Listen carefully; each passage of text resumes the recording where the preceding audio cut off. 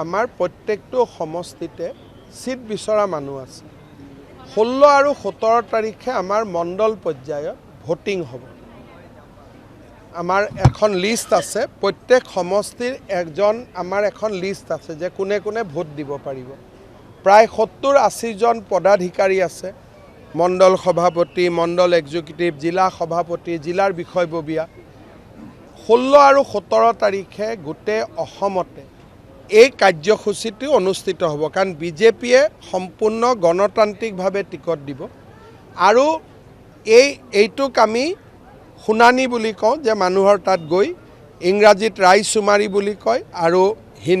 হিন্দীত ৰাইচুমাৰি বুলি কয় অসমীয়াত এইটো কয় যে আমাৰ মতদাতাৰ অগ্ৰাধিকাৰ এই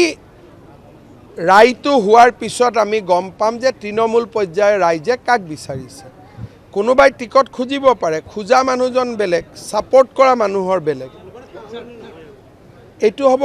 যিটো ৰাইচুমাৰি হ'ব বা মতদান হ'ব তাৰ ওপৰত ডিপেণ্ড কৰিব কিন্তু সাধাৰণ অৰ্থত মোক যদি কয় যে নলবাৰীয়ে যোৱা 5টা বছৰত বহুত প্ৰগতি কৰিছে বিকাশ কৰিছে নলবাৰী ৰাইজ বিজেপিৰ লগত আছে আৰু নিশ্চিতভাৱে আমি 3টা সিটে এবাৰ ইয়াত জিকিম